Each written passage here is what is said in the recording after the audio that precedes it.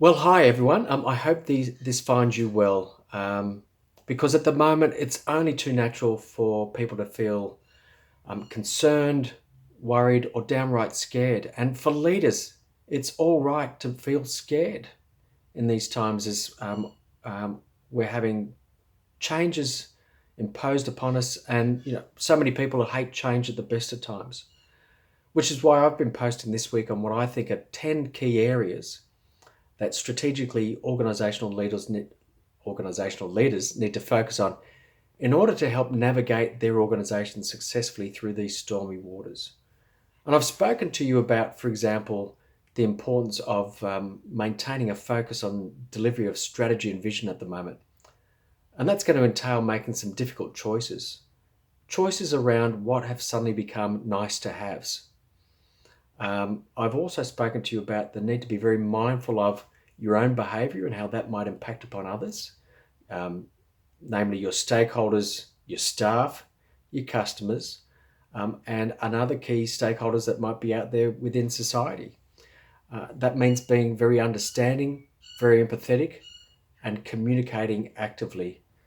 Um, and I've also talked about the need for leaders to be mindful of their style at the moment, that they've got to be adaptable and agile. And you might find that if you've worked in old style organizational cultures, that could be a real challenge.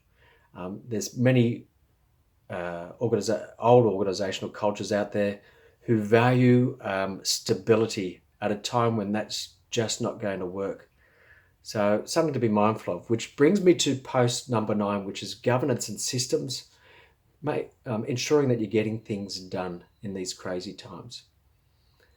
Firstly, with systems, don't forget that that can include an array of things. It can range from, at the moment, making sure that you've got some sort of contingency plans in place. If you haven't, get working on them ASAP, as well as you might want to turn your what's in your strategy into an action plan um, that might be focusing on the next, say, 100 days, and not only how you're going to deliver a revised strategy, but also on things like how are you going to communicate during that time.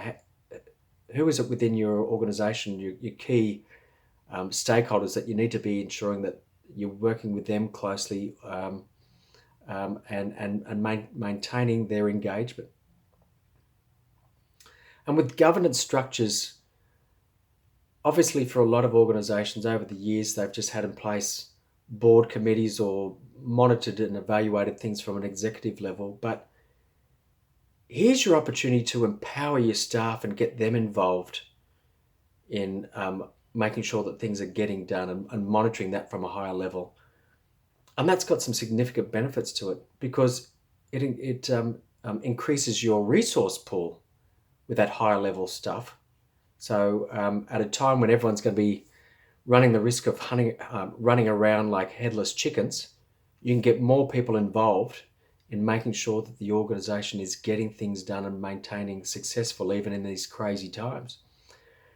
But it has other values too.